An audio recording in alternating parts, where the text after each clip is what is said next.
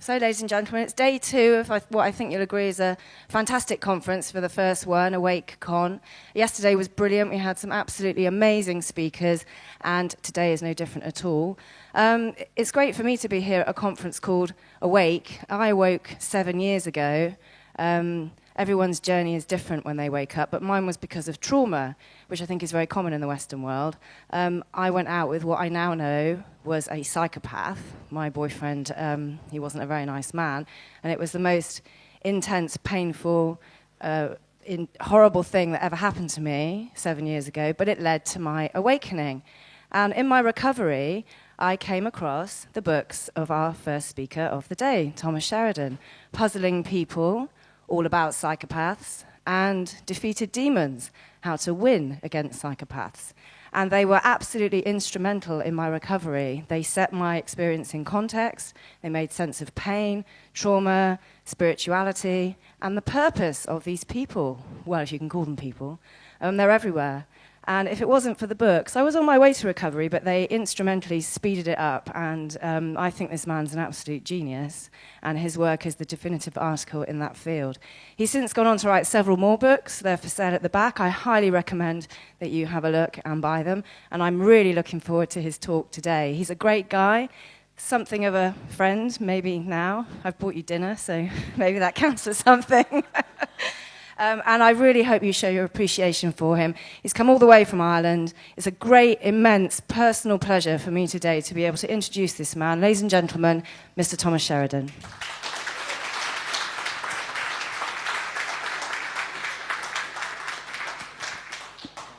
Gosh, where do you go after that? Thank you, Gemma. And wow, yes.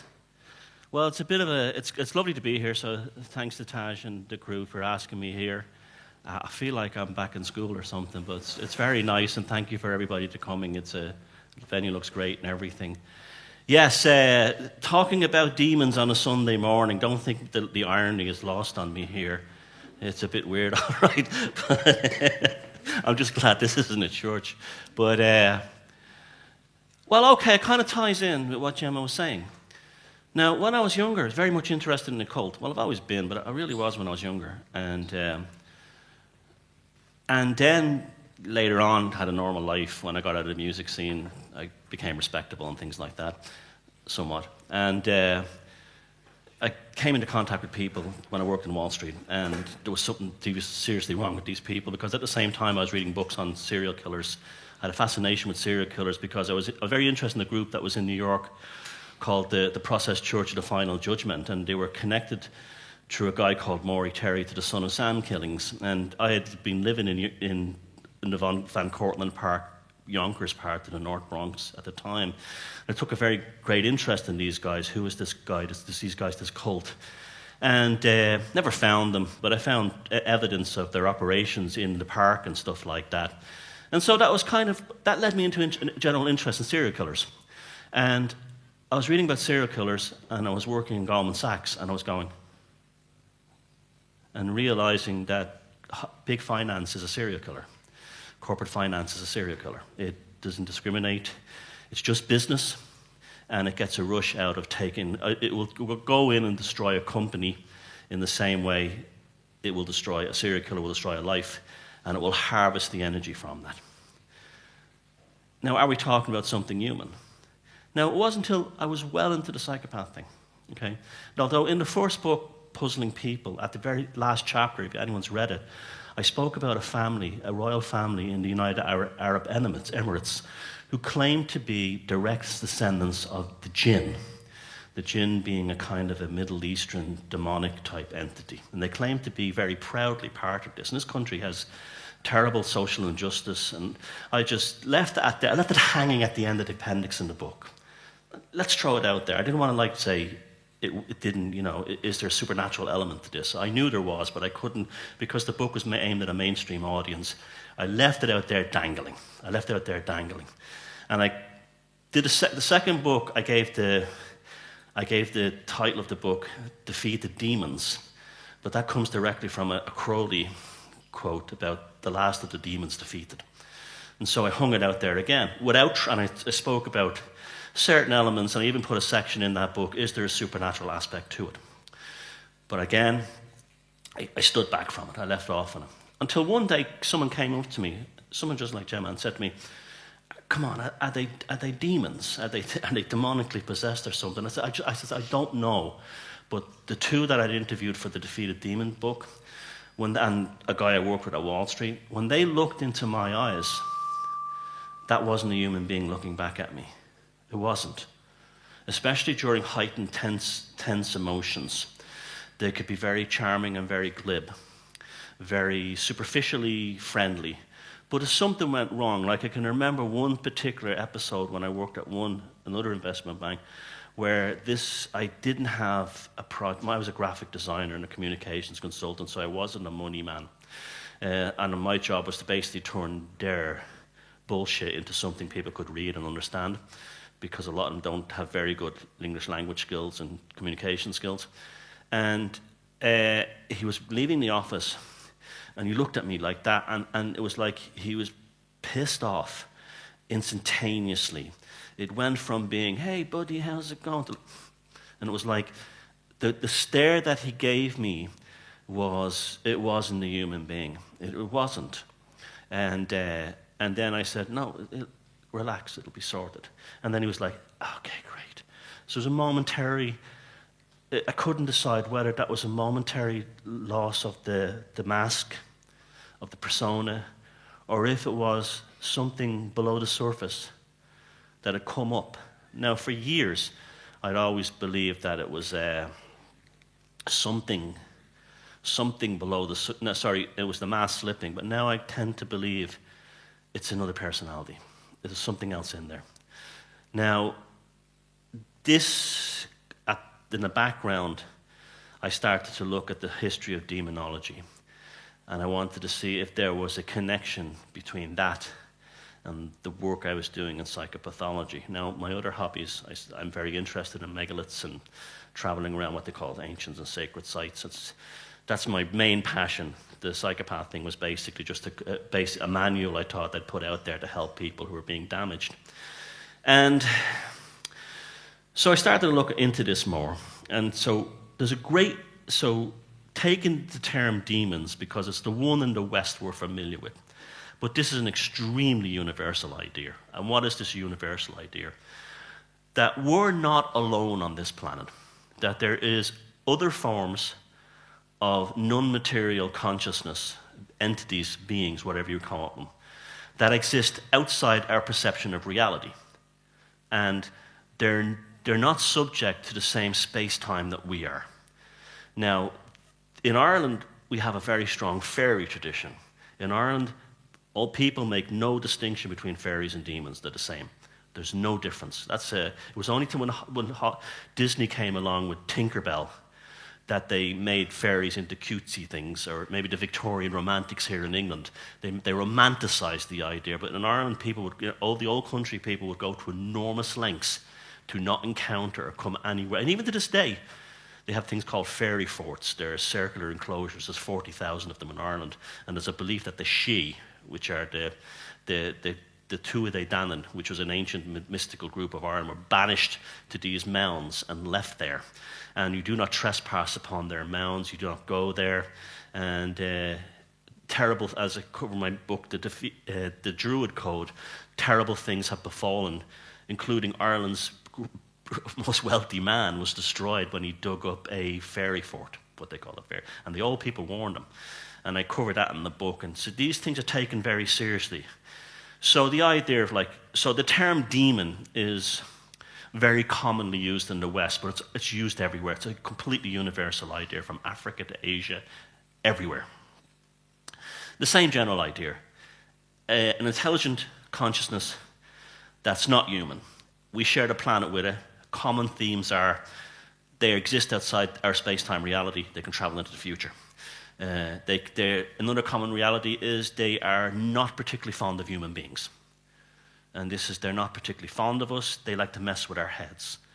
Now, that's why I have a picture of Crowley up there and the entity Lamb and an alien. And Crowley said, in the past, we called them demons. In the future, we'll call them something else. This is why I don't believe in alien abductions or anything like that. Now, I'm not saying I don't believe in alien visitation to this planet from other planets. Now, that doesn't mean to say I don't believe there's aliens on other planets. Of course there is. Statistically, there could not be any other way of doing it. I believe that the whole alien thing is a deception caused by these entities. And we just rationalize them in a cultural sense into what we call aliens today. But you see there's so many. If you look at the Irish fairy folklore, there's so many stories of people who've been taken by the fairies. Exact same thing. They're taken to a place that's dirty. There's often these troglodyte-looking creatures that are around there. They're messed with, they're injected with, they're probed with, and then they come back and time is missing. And it's the same thing. And you see this as a very common motif everywhere. In Scandinavia, everywhere this exists. Our ancient ancestors somehow discovered that if they could get in contact with these things, they could transcend space-time. And this is where the term demon comes from. Now, the term demon comes from a Greek term called daemon, or daimonion, if you're going to put the Greco-Roman aspect to it. And it also directly translates into the word genius. So any kind of spark of inspiration, a great artist, a great writer, a great musician, who suddenly had this eureka moment, they were demonically possessed, meaning that out of nowhere they were given this information to solve a mathematical equation, to write a beautiful piece of music, to find a solution, something that was missing.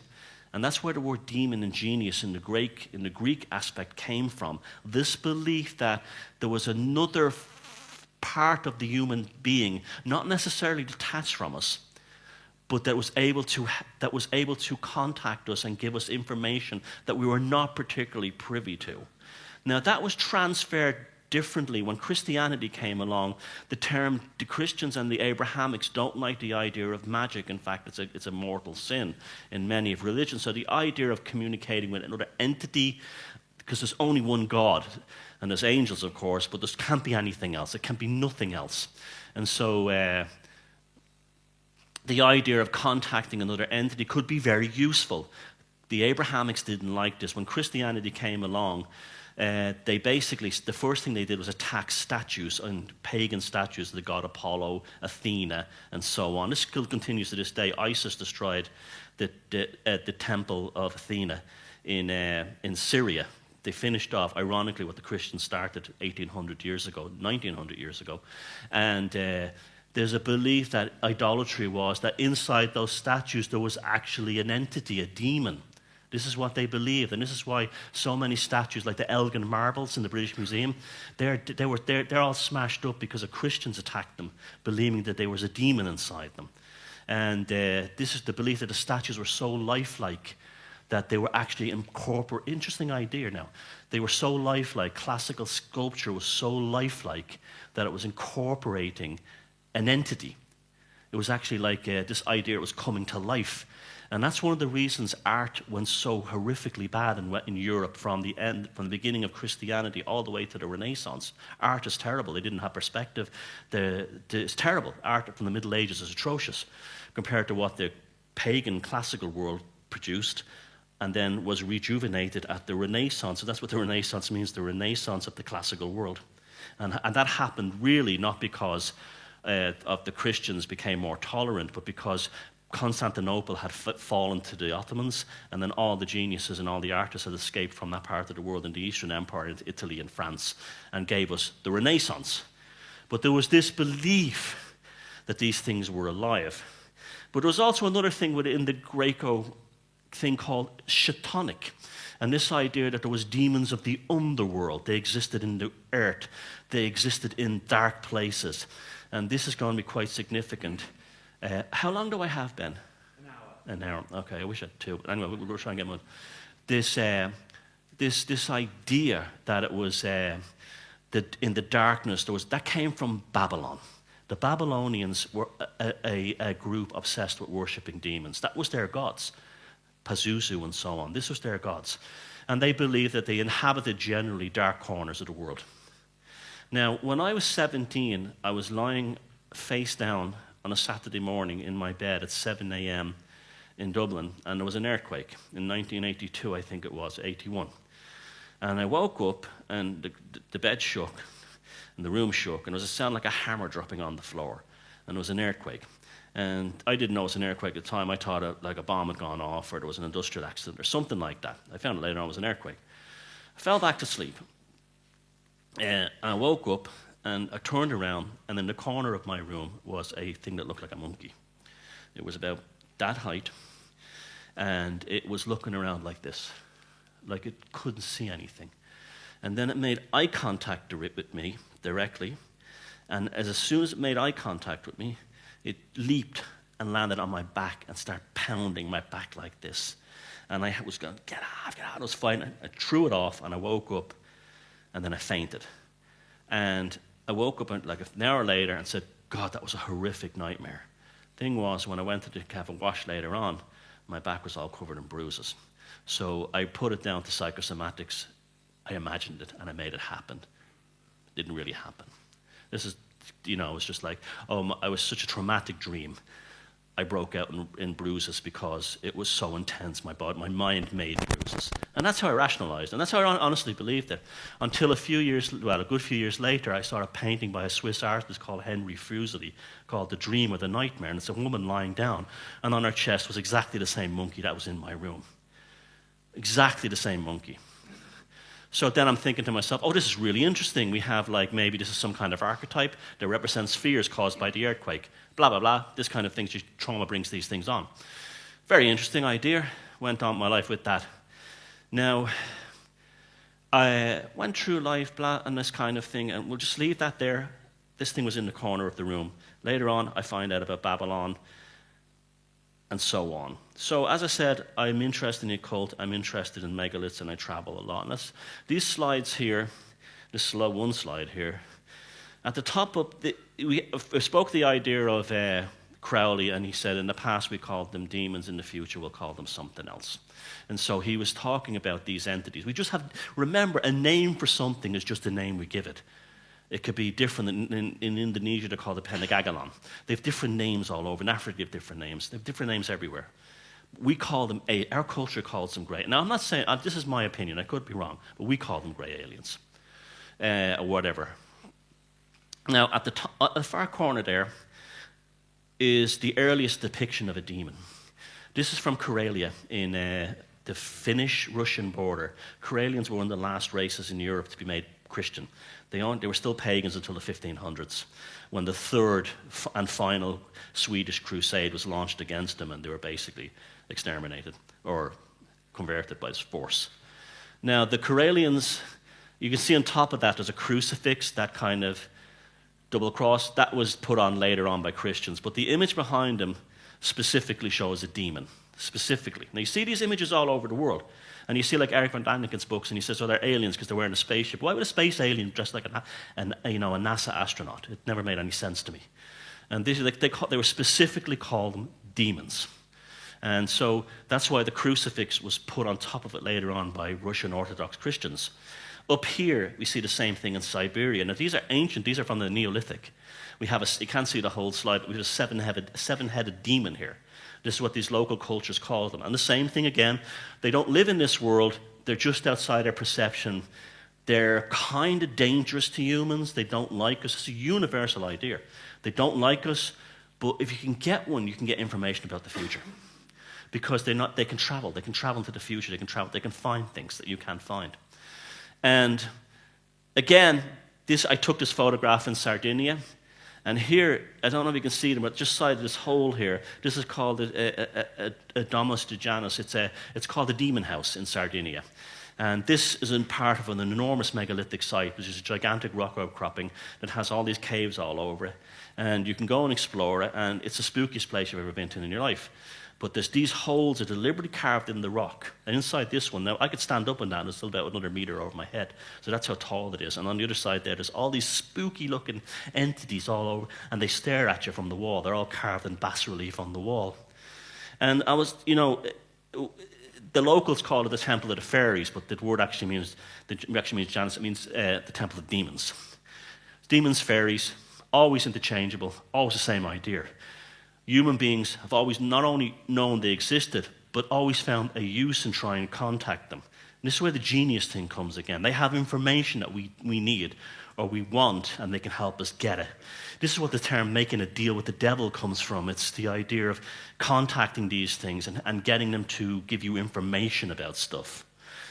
And they're almost like seen as an intermediary between humans and gods.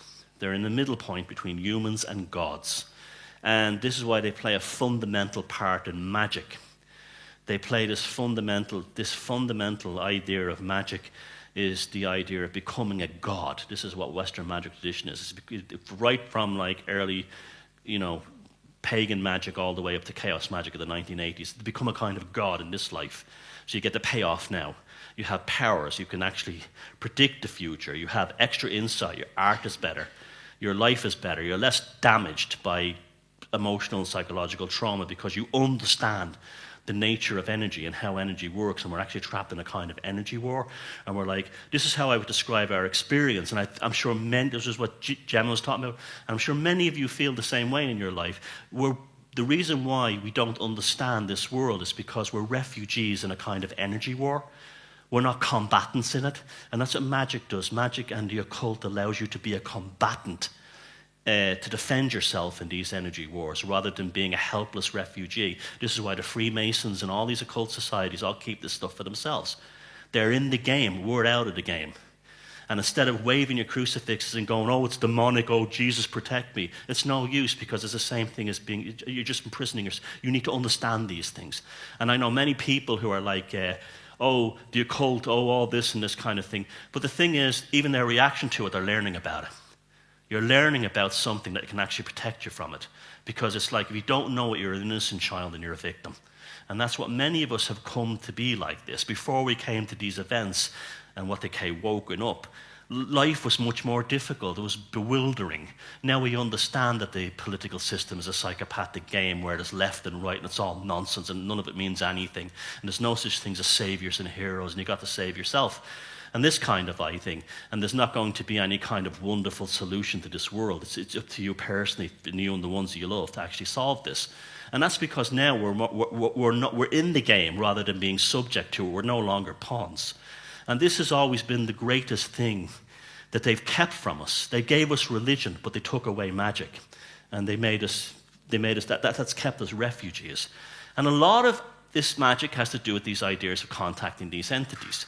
Now, like you have in the Middle Ages, in the Renaissance, you had the idea of the grimoire, the magical book where you summon demons, either through using a sigil or using a seal or an incantation.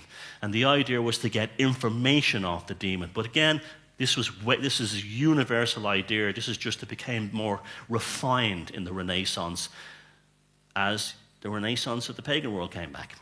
And you had these things, this idea of very common. People think this is like, rare now.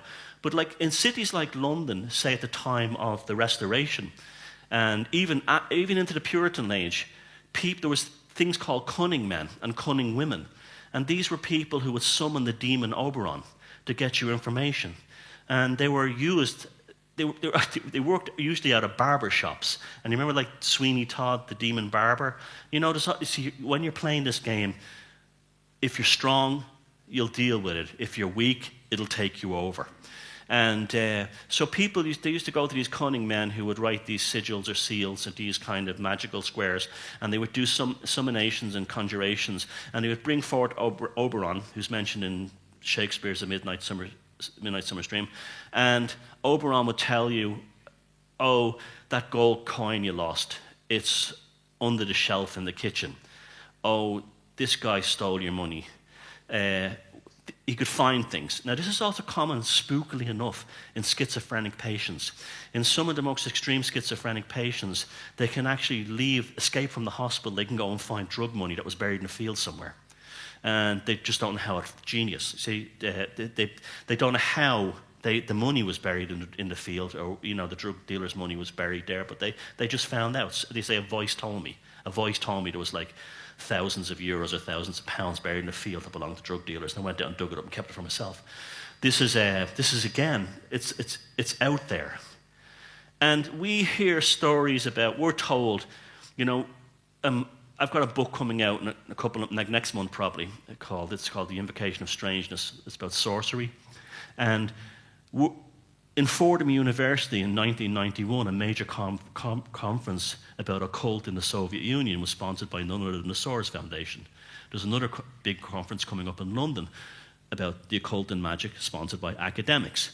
They tell us it's all nonsense. They tell us it's all bullshit. They tell us, at the best go and worship God, but don't go to church, go to mass, go to synagogue, go to whatever. But what they don't tell you is that they're interested in this stuff. This is why they join Freemasonic societies. That's what Freemasonic societies are, magical circles. And they'll tell you, it's just tradition, what all these rituals we do. It's not. It's not just traditions. They're involved in the occult. And it was originally started out as a way of hiding it from the church, and then it developed into something more kind of sinister, giving them power and this kind of thing. That doesn't mean I'm anti-Freemason. I'm just saying that that's what happened. But anyway, this idea of these other things being out there, that in the Jewish tradition, the dibuk is the name of the term used. In the Islamic world, the jinn. You could probably find an idea next to the belief in a God or a higher power that is no more universal. This idea that there are other entities out there and they can contact us. Now, I've actually done this accidentally, well, kind of. When I was, the first time I told you the earthquake thing, the monkey in the corner. Another time, I was 16 and some friends of mine were actually messing with a textbook, a grimoire, to summon the demon Astaroth. We did the ritual, half serious, half joking, and something quite frightening happened. The four corners of the room started going black. Stupid teenage kid thing, you don't know any better. We screamed and ran, left the room, everything was fine. But the four corners of the room started to lose their light. What was happening was this is why you enter the magic circle when you're doing magic, because reality collapses around you to allow you to contact these things. It's almost like you're removing all the quantum noise or whatever you call it. That's collapsing, it's dissipating, and that's when you contact gods and demons and angels, because they're in the darkness there. And it's almost like a medium, that term. This is why I'm very distrustful of people who says, I went to a medium and they spoke to my uncle. This is Ouija boards as well. 99 times out of 100 you're dealing with a demon. That's what you're dealing with. It's lying to you. They're ferocious liars. You never believe a word they say. The Catholics are actually right about that. The Catholic priests, you don't believe a word they say, because they lie and they'll tell you they're from this planet. They'll tell you they're an angel. They'll tell you they're your Uncle Frank. But it's again inside here. This is why these things are not for people who have a weak disposition, or especially going through an emotional crisis. Especially going through an emotional crisis, because you are an open book. Your psychic firewall is gone. It's closed. It's there. Now, again, I don't know what these things are. I'm just telling you, there's a lot of proof they exist. And there is, I couldn't exactly tell you what they are. I think in some levels we don't know. We just use language and we just use phrasing to encapsulate the idea into something we can manage in our heads. We can deal with it. Nowadays we call them aliens. In the past they were fairies, they were elves, they were some spirit and this kind of thing. But anyway, this is one of the reasons now you should never buy second-hand magic books. A lot of people, if you go to a second-hand magic store... Now, another thing about conjuring demons before I say that is, it only appears in the form that you want. This is why the Lovecraftian magic works. Now, even though H.P. Lovecraft wrote the Necronomicon, that's a completely fictional magical grimoire. It's completely fictional. It still works, though. Why does it work? Because our minds are incredibly powerful. We make it work. We make it happen. And these fictional entities like Yog-Sothoth and Cthulhu, they appear in people's living rooms. Grant Morrison talks about John Lennon's head, having summoned John Lennon's head singing Beatles songs in his living room. You will get what you want. It will be encapsulated in the form you culturally or emotionally understand. And is that what's, I often thought about when a psychopath comes into our lives, have we summoned them in this form as this like wonderful person who's going to make our life or our business or our romance perfect, and then they destroy us and tear us to bits? I often see we're in a very kind of interesting grey area here. When we have a politician we look up to, she's going to save the world. Tony Blair was a classic example of that. Remember, there's so much hope in him. That guy carrying his guitar case into 10 Downing Street, New Labour, Cool Britannia, and he turned out to be worse than any of them. See, you have to be very careful that they give you what you see. We live in a world of passive conjuration. We often conjure, and you hear people like Robert Anton Wilson talk about the reality tunnel we manufacture. But a lot of that is passive conjuration. You get what you kind of want. Oh, I want the man in my dreams. I got to find a man in my dreams. Oh, you'll get him all right, and then he'll destroy you. I've got to find the perfect woman. I've got to find a perfect woman. She'll get her. And then she'll take all your money when she divorces you. The same thing with business partners. Oh, I only had this person that could help me get to the next level. I heard that story so many times. Suddenly, this guy or woman walks in the room. Hey, I can help you out. Next thing you know, the guy's on welfare. That's what it seems to be. It's like a passive conjuration that constantly goes on. This is why the work of people like Anthony Peake is so important, because he's using good language to describe this way reality is malleable. And you'll discover at certain points in your life that reality has this malleability, this plasticity to it, that can alter it for good or for bad. Now, I said about the idea of getting old magic books. If someone has used if someone just bought those old magic books and read them, harmless. If somebody has bought those magic books and done the rituals in them, you're going to get demons, because what happens is when you get that book open, the demon has been bound to that text. It's familiar with it. And so you open up the book and you're reading about the summoning of, Astaroth or Beelzebub or someone like that.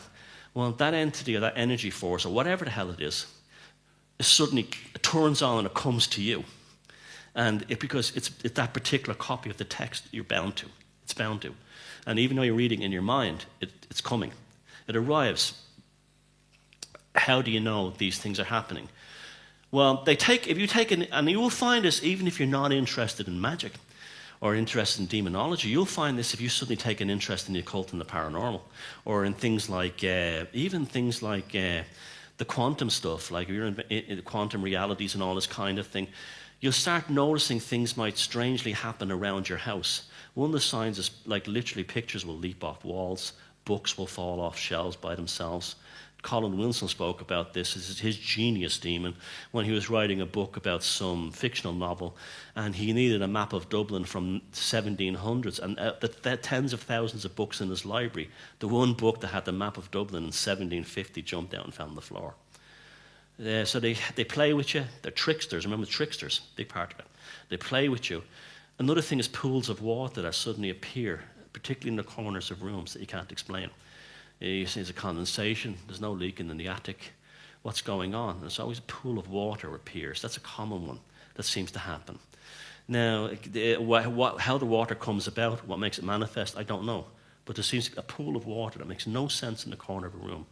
You'll often find this if someone's emotionally going through, if you're going through an emotional trauma, like what Gemma was saying, had a psychopath go through your life, you find reality gets very weird during the darkest stages. When they call it the dark night of soul, they're not joking. And you'll find that very strange things will happen. Very odd things will happen during these experiences. And a lot of that is because your psychic firewall is so damaged and you're so desperately seeking to get out of this horror show that you're trapped in, that you're becoming almost like passively conjuration again. You're calling these things to you. When you say, someone please send me a sign, you might get a sign all right, not the one you want. Not the one you want. It's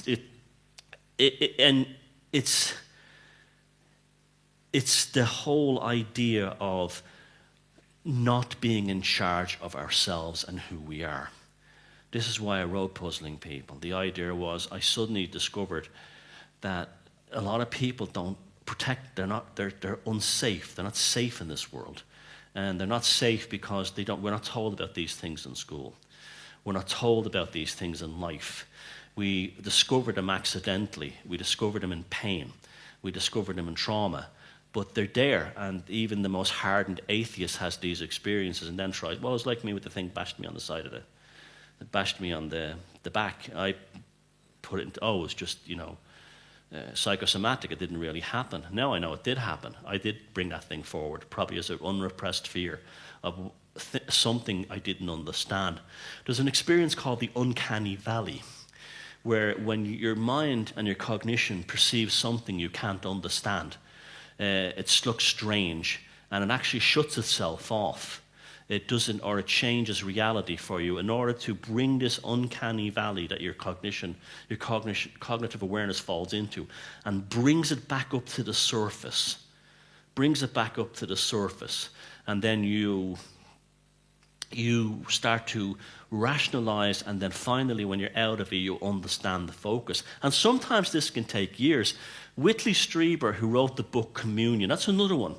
It was the famous book Communion about his alien abductions in New York back in the 1980s, late 70s and early 80s, seeing these things everywhere in his house. He was a classic example of the uncanny valley thing in action, because he went to... this is where it gets really kind of sinister at the kind of bigger level. He wrote that book Communion, and he had no intention of putting anything to do with aliens in it. He specifically called them visitors. And even in that book, he references them to being very close to the ideas of folklore, fairies, and demons, and entities, and so on. But it was the publishers who specifically marketed that book as a book about alien abduction. And the movie, very good movie, by the way, with Christopher Walken, about alien abduction. But he was specific, I don't know what they are. He was kind of begrudgingly, and the second book, Transformation, a follow-up book from that, he takes that even deeper. And yet, so he has this reputation as the famous guy who was abducted by aliens, but he never said that. And he has got a new book out, I think it's called Supernatural, and I just started reading it. And he's basically saying, no, it wasn't never an alien. It was part of this demonic, fairy, other entity experience that I was experiencing. Now he's coming out of the uncanny valley, and he's realizing it at a certain level, that he's rationalized it in a way that brings him into a kind of a cultural understanding of the idea. I often find it interesting as to why they push this ancient aliens thing. And this, now I know a lot of people who will be into that. I don't mean to say I'm the final authority on it. But when anything goes mainstream, I'm immediately wary of it. I wrote a book called Puzzling About Psychopaths. No one spoke about psychopaths at the level. It was clinical psychology serial killers. Suddenly all these TV shows started appearing up. All these books by big publishing houses start coming up. When the mainstream doesn't like someone bringing out new information, they do two things. They attack them and then they take it over. Always happens every time. They attack you and then they take it over. And that's because they want us refugees in these energy wars. They don't want us as actual combatants who can defend ourselves. And this is what happens. And I'm always suspicious about everything. The alien stuff, they're still talking about nonsense like Roswell and, Rendlesham Woods. They're all military bases. And we suddenly trust the military now. We suddenly trust the police when they talk about they saw a light in the sky. And it must be, I'm very suspicious about all this. Is it because they don't want us to know what the real stuff is? That more and more people since the 70s on have been having these incredible experiences? That maybe there is some kind of break in reality that's happening? I certainly believe there is. My life is completely different now than when I was younger. The world is a completely different place. You can even see how the world has changed on the greater level. You have huge political changes in this country and in the United States right now, and the political establishment cannot deal with it. They're going through their own uncanny valley. They're not able to comprehend the changes, and it's driving them absolutely bonkers. It's almost like they've imposed a reality upon us that they from the time of the Roman Empire under Constantine becoming Christian, by saying there's a God in heaven, there's angels that he has, and there may be bad things, but ultimately you have no power in this. Just do what you say, and at the end of the day you get the payoff. And when more and I find the atheism thing as well, the atheism thing rose at the same time people lost interest in religion. They never want us going on an individual journey and discovering that it's far more complex and far more deep and far more interesting. And more importantly, that we have an individual role to play in it. No, you have to go directly to the big man upstairs. Or it's all woo, it's all bullshit. Or no, they're spacemen from outer space, which is another version of an alien, another version of a god. Greek. There's a great theory that was postulated in the last century, and even Carl Jung carried it on, that Greek society, this is one of the reasons I'm a pagan, I'm a heathen. That's my spiritual belief. My gods are the woods and the trees and the forests and this kind of thing. The belief was that when the gods of Greece were taken from the landscape and put into the sky as constellations, that Greek society collapsed. And they were easily taken over by the Romans from that point on.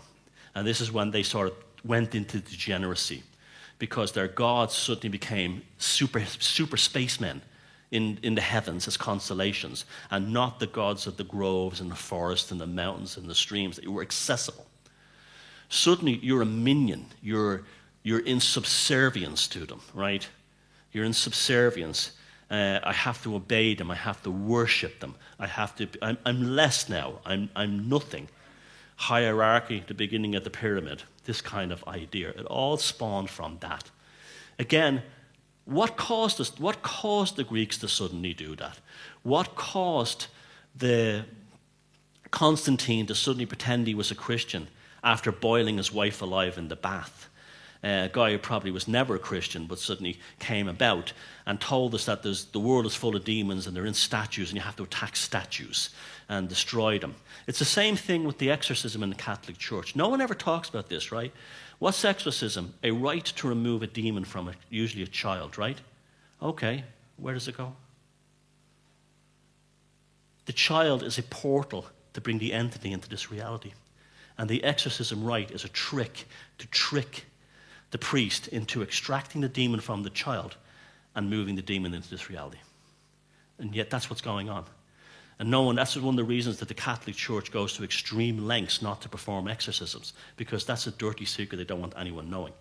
They would rather 99 times out of 100 let the child die than perform an exorcism, because they know the real story is, and they'll never tell you this, you might meet a good Jesuit who will give you a wry smile when you say it to him, like it's happened to me. You go, oh, really? Is that what you believe? But he knows I knew that. And that's what you get, this kind of... you see, we live in a very sneaky world in many ways. A very, very sneaky world. And often the ones you're told are your saviors they're part of that kind of lockdown on your consciousness. And this is ultimately what it comes about as. Are these things a result of an unfulfilled consciousness that we have? By meaning, is our consciousness crap as it presently stands?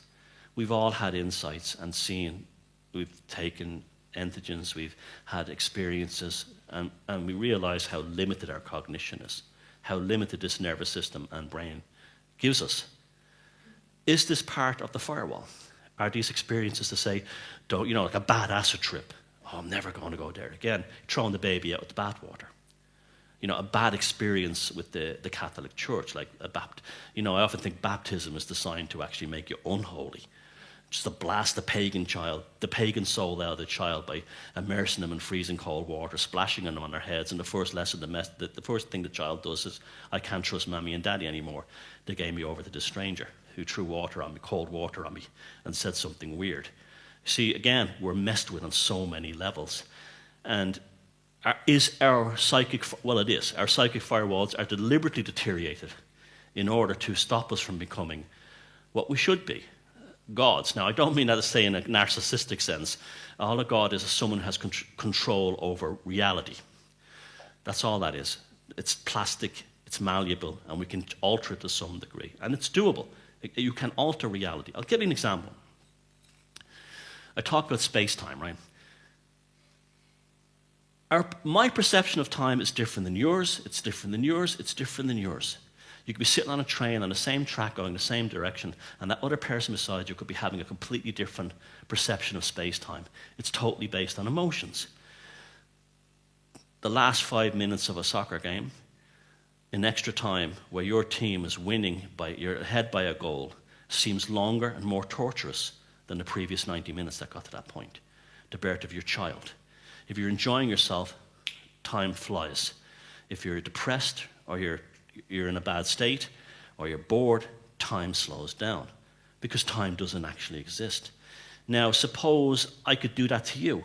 I had something you really desired, a prize or something, or even a diploma or something you wanted really badly. I could just withhold it from you. And the torturous seconds build up. I needed to get a job. I play games with you. And that's how I alter your space-time and your space-time. Another time, I could take you on a roller coaster, go to a fairground, we could have a great time, go up in a helicopter, have a laugh. 2 hours goes like that. I've altered your space-time in both cases. And we're never told about that. We're told, oh, it just seems that way. The reason why it seems that way is why a watch kettle never boils.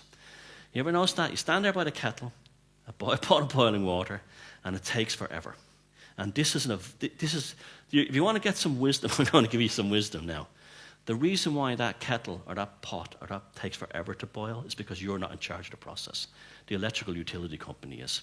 And you're being informed by your subconscious mind that the charge that you're paying, very magical term, is directly related to the fact that you are on the end of that process. You're a slave to the utility company.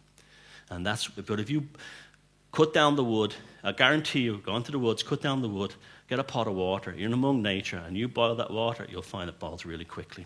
Because you're in charge of it. You've created the process. You've made that happen. You've actually learned, in that case, to make reality malleable because you're in control of it. Every torturous second that you're waiting for a kettle or a pot of water to boil, you're being told that the utility company is your boss. They're stealing energy from you in the form of the charges going through the meter. Your subconscious mind knows that. And it's telling you, see, again, we're never told these things. It's telling you to take control of the process yourself in some way. And I think the demon thing is the same way as well. We're being told you're not in charge of your own process. You're not in charge of the situation. You're acting like a subservient, a slave. This is why people vote in elections. They're bitterly disappointed. And yet they still go out and vote again 4 years for the next savior or the next person who's the great person, who's going to bring them liberation. Or people who bounce from one religion to another cult, these kinds of people. They never find it because they're not learning the lesson that they're the ones who should be in control. And this is why this whole story of the demon trickster appears all through history. The demon trickster plays tricks with you. It gives you what you think is the solution. This is why, you call it the demon drink, gin. You never think about those things. But language is a very powerful aspect of all this. The demon brew. The idea that the demon is not so much a collection of entities, but part of a gigantic buffer between us and becoming what we should be. And in the terms, it'll appear as psychopaths, it will appear as succubuses, it will appear as jinn, demons, dibbuks, entities that attack you because you are not conceptualizing your engagement with reality the way you should. And more worryingly, that these ones in charge know this. And this is why old cathedrals are filled with gargoyles. And not even old ones, even ones that are built in the last century, are filled with these hideous, twisted faces. Because when you walk to these churches, and also why the early skyscrapers in New York and Manhattan, they're full of gargoyles. When you go past into these buildings, you're being immediately frightened. So your child, you walk into the countryside, or a peasant in the Middle Ages, you come to this magnificent cathedral, you're blown away by it.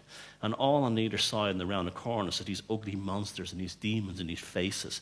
Well, your subconscious mind instantly goes into shock. What's this? What's going on?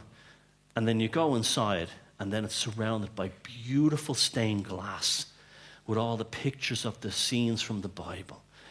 And then your subconscious mind goes, oh, I'm being saved. And at the top of the room is a paedophile in a frock. And, you know what I'm saying? And that's salvation. And then you come back out again, and then you see all these demons around the outside.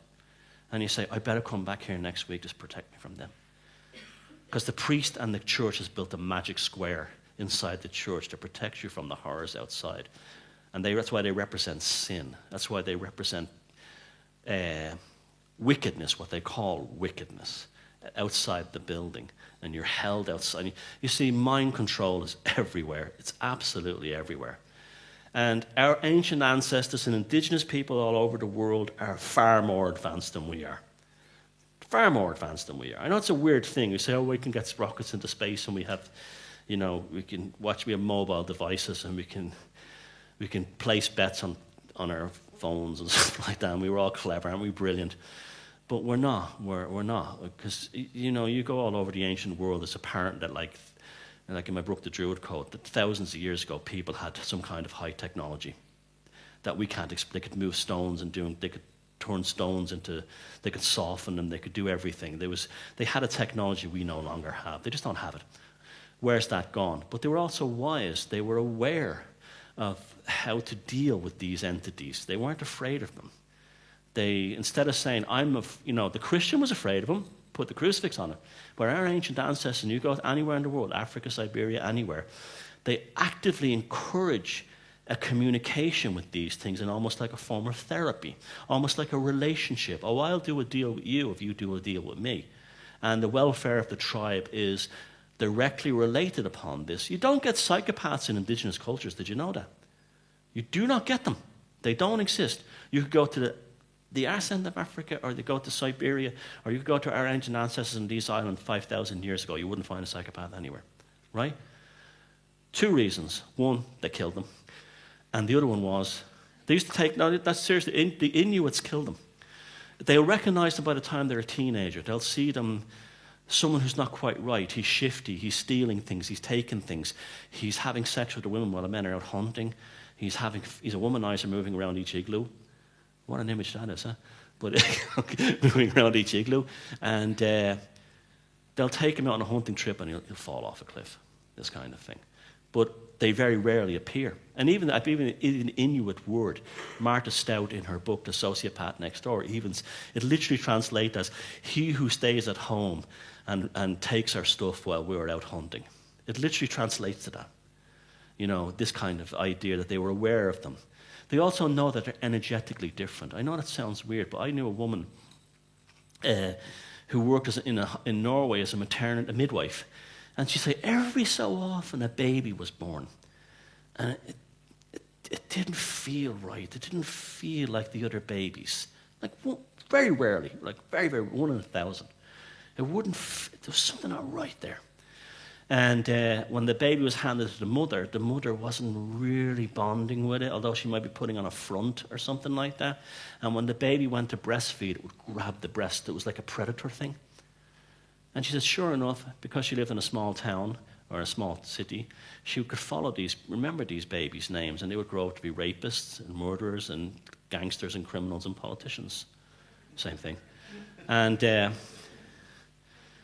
it's like the Woody Allen thing. It's like, do you ever see that? It's a very interesting scene in Annie Hall where he's with a girl, and the girl says to him, you're turning into a conspiracy theorist. And he's talking about the JFK assassination. And she says something, you're trying to tell us that all politicians are evil and they're all involved in keeping us down. And he goes, well, they're worse than child molesters. And that was back in 1974 or something. And you look at how he's been attacked in the media ever since, with very little proof, I might add, ever since then. You do often wonder if they get you back years later. I often wonder how many people who are being arrested are being got for something they did to someone years earlier.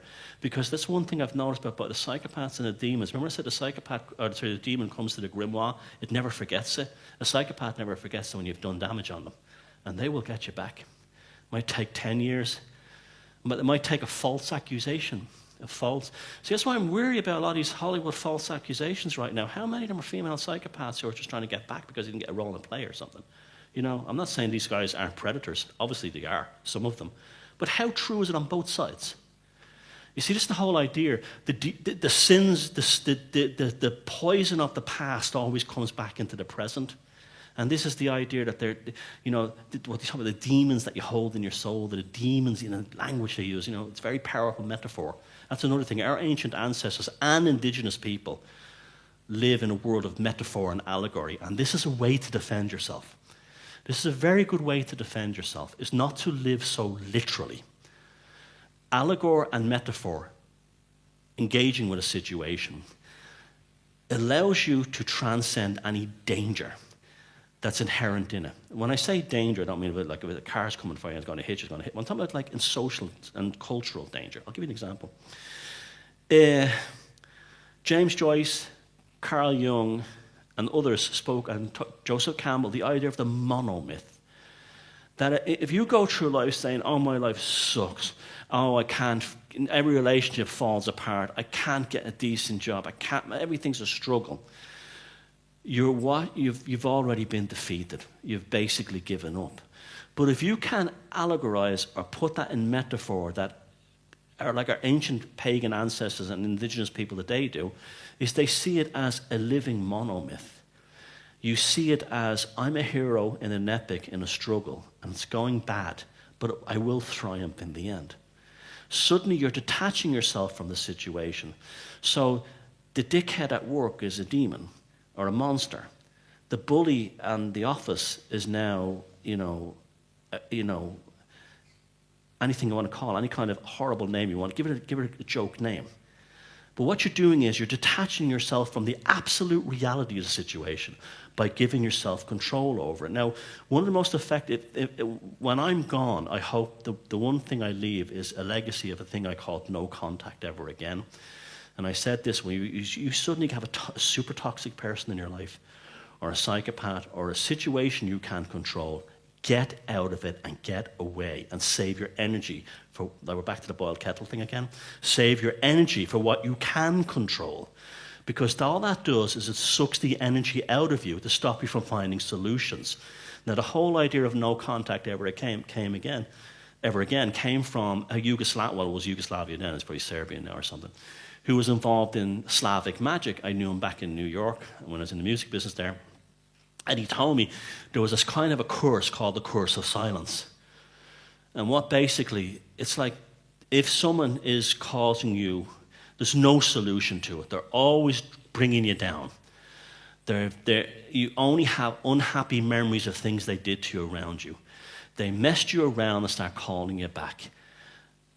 If you go no contact ever again, that's the term I gave for it, you've immediately imposed your jurisdiction upon them. No, you're not coming in here. You're not getting any closer to me. You will suddenly find that your life immediately gets better from that second on. Because what happens is you're suddenly infused with a sense of energy.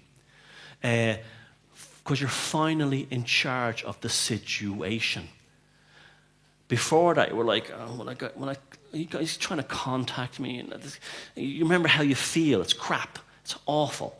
Or, I can't go over to his house, her house anymore. Every time I'm there, I feel like I'm 10 years older when I leave. Psychic vampires. I feel like I'm 10 years, all I get is complaining and misery, and any time I give a solution, I don't want to hear it, they don't listen. Why do I go over there? You go no contact ever again. You perform the very first magical spell of your life. That's a magical spell. And by God, is it powerful and it has no bad payoff. It's only got good payoff.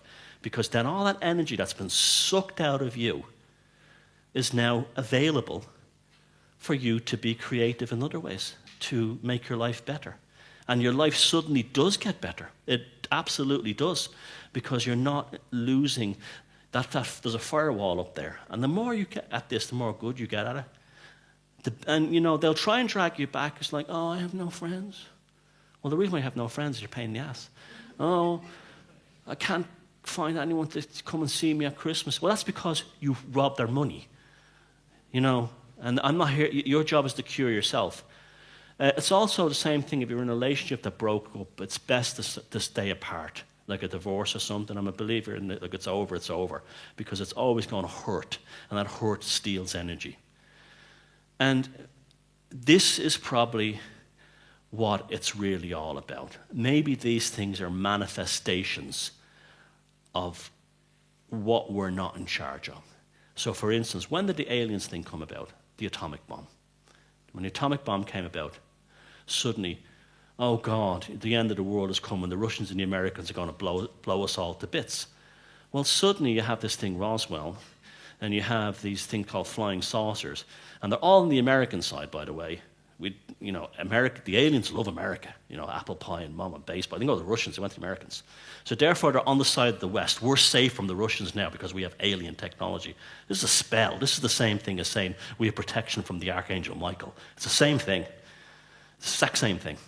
And so they hear the same things like, the same ideas. So like they'd always have the same cliched speeches. Oh, we have come to Earth and our job is to... Now, I believe every single person's had an alien abduction experience. I believe every one of them. I think they're all telling the truth. I think that they have been lied to the process it the wrong way.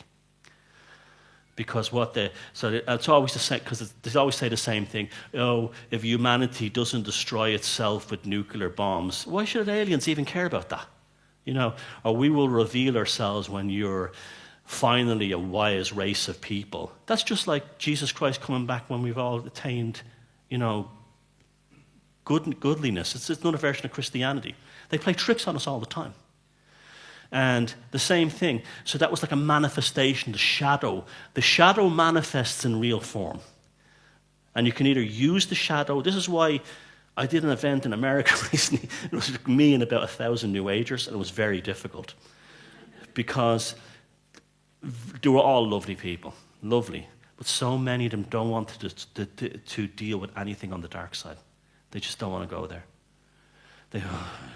But I said, everything is made of a positive and negative, light and dark, male, female. It's all polar opposites. Everything operates in a sine wave function. You have to acknowledge that the darkest part is what makes the darkest shadows cast by the brightest light, and vice versa. And the idea is to find a balance in the middle of them. Oh no, they wouldn't go there. Wouldn't go there. Oh, it's just everything has to be positive. Now I got news for you. If you try to think everything is positive, a psychic nuclear bomb will blow off under your arse eventually. It will, and it will tear your life asunder. Because you have not... Oh, I shouldn't hate that person. Well, I should say hate. I shouldn't dislike that person because it's not very spiritual. Screw that, he's an asshole. That's not my problem. That's not my problem. Suddenly that feels better. Oh, I must love him. Must love him. What? It's like, if you do that, what's happening to you then is that you're now losing vast amounts of energy, and the demons will come knocking on your door. Either as real ones or as psychopaths or as toxic situations and toxic things in your life. They will come up. And it always, back to the Greek thing of shatanic. In Ireland recently, we had a huge scandal that they found 800 babies in a septic tank in the grounds of a convent. The sins of the past will always come back. Catholic Church in Ireland is now dead. 30 years ago, it ran the country, literally. Now, nobody goes to church with a few old people and Polish immigrants. Nobody bothers. They have no power. They're laughed at, they're mocked at, and the society that they tried to control is completely gone. We have a gay prime minister who's a Hindu, and we have gay marriage, and I'll legalize gay marriage and all the things. Abortion is going to be legalized soon. I'm not crazy about all the things, but I'm just saying everything they fought against, they lost because they hid their own sins. I just find it amazing, and this is the idea of understanding the world as magic, as when the Catholic Church mobilized against, abortion being legalized in Ireland, all these dead babies come up from the grounds of a convent, and you don't think you live in a world of magic and mythology and metaphor? You absolutely do. Now, I was sitting at home watching this and going, that's exactly how it should be. Because I'm living in, I'm like Frodo. I'm living in an epic. I'm understanding the world as an epic. Rather than a miserable situation that's a horrific thing, and I was upset about it by the time, but after a few days I started to realize it's supposed to happen like this. It's supposed to be like an epic. So these were some, like the nuns were exposed for the monsters that they were. The Catholic Church was exposed to monsters that they were, at the same time that they were being sanctimonious and righteous about something that they were trying to stop. It was supposed to happen. It was epic. They use the word epic for a reason. And just like this is why I tell people to study mythology, study the great epics, because they tell you things. They tell you that, like, at the moment that the bad leader, the bad king, was about to do something that he had done in his past had come back to haunt him. That was like some little person who had damaged him or something like that had come back at the end of the story to play a significant point in their destruction. And that's why I'm always telling people to understand the occult. Don't be afraid of it. Understand mythology. Really get into the work of people like Joseph Campbell, a great personal hero of mine. Understand what mythology really means, and then incorporate it into your own life. Understand that you shouldn't be afraid of the dark side. Rather, when they talk about making deals with demons, it was things like I'm talking about now. It's like, okay, what's in it for me? What's in it for me? What can I use the situation, rather than being terrified of it? Now, I know, and I'm sure all of you here, every bad or heartbreaking thing that happened in your life, if you're not currently going through it, later on you turned around and said, it was a really good thing that happened. Because it made me see my own reality with a clarity that I didn't see it before. I'm not as full of shit as I used to be, and I'm now seeing reality with a focus. I'm now seeing reality with a clearer vision. And suddenly I understand that when that relationship broke up, or that business I had went into bankruptcy, or that house that I couldn't afford the mortgage on, the happiest day was, instead of fighting the banks, I just threw the keys at them and left. And suddenly I was free again to do something. It's almost like this, you see, we do live this, it's very true what these people say, we do live in a quantum reality, we do live in this, but we're still subject to this material box that we've created through our cognition and collective consciousness. But there are times that you feel like you're inside jello or pudding, and it's, emotionally it's not moving, and it feels very sticky and very viscous. And then you will have an experience where you will break through, like I said, no contact ever again, or you will discard something in your life that's bringing you down, and suddenly you feel lighter. You've literally loosened the quantum field around your consciousness. You've literally broken it down. This is what magic is about, but this is also what self-liberation is about. And as you break it down, you find that things come to you that you didn't have before, but you needed. You need things in your life. You need certain people in your life. You need certain ideas in your life. And they weren't there before. And sometimes they're kind of things that you could have been previously shocked by. Could have been shocked by. I have a friend who went through his midlife crisis, and instead of getting a sports car and a blonde, he bought a drum kit and joined a death metal band at 50. And he said to me something that's one of the wisest things I've ever heard. He said, it's a terrible shame you don't have your midlife crisis when you're 19. There's a lot of truth to that when you think about it. There's a lot of truth to that. Because he says, now I've got my head together. And he says, now I have a whole world that's opened up to me. And I have all these experiences, because it's like when I wrote the book Puzzling People, I didn't think anyone would buy it. And then it became sold very, very well and got me like mainstream attention and everything. Why? Because that was me getting all the pain in my past and pushing it away from me. And then the quantum field around me became loose. And then all these lovely people came into my life, and all these opportunities to travel and go all over the world, and these kind of things happened. And that was not intended, that was not even desired, even thought about. But what happened was I broke the bad elements of the psychic firewall. I defeated the demons on a metaphorical level. And then suddenly opportunity came in. Social constructs are another terrible way that these kind of ideas damage us. The idea of that you're afraid to tell people what you're into. Like I'm sure a lot of you here try to tell people, oh, 9/11 doesn't make any sense. And suddenly, they jump up like this, and it's like, if you had admitted that you murdered your brother, they would have less of a horrific reaction. Now, why is that? Because you're destroying reality in front of them. And when I say reality, I just don't mean their worldview or their politics. You're literally destroying reality in front of them. This is why they hunted down. Thank you, Ben. He's either 5 minutes, right? Okay. Or a hand job. But yeah, literally, that's why humor is a huge important process of this. Never lose your sense of humor. This is why when people go to the waking up thing, a lot of them are damaged. The ones who don't pull out of it are the ones that are not able to laugh about themselves and at the situation. They get too Christian, that's a Christian thing as well, evangelical about it. They want to check, I woke, oh God, vaccines, I'm going to check fluoride, I'm going to make sure everyone knows this, and suddenly you don't have any friends. And it's a terrible thing. It's sad.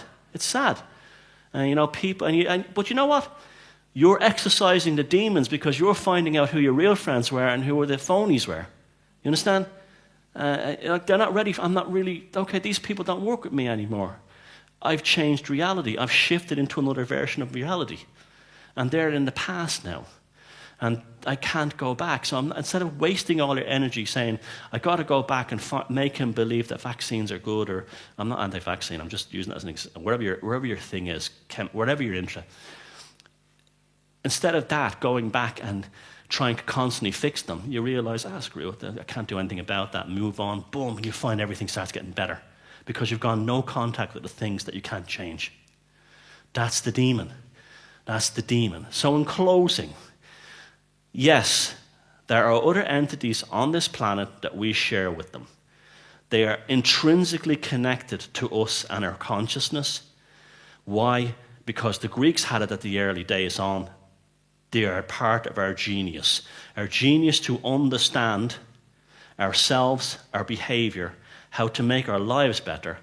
If things are not working out, they appear as monsters. If we don't understand things, they appear as monsters and demons. If we want to use them, we can play with them to understand the nature of reality. But the best thing of all is to saying, why am I having this experience?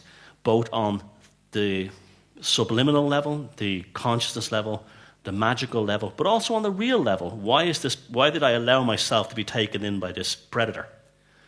And that's how you defeat the demons, because that's what the demon ultimately is your engagement with this five-sense material reality and the buffers that you or something else has placed in the way. And that's why I always say, rather than being in terror of the devil, maybe now and again put a saddle on his back and ride him to a better version of yourself. So thanks very much.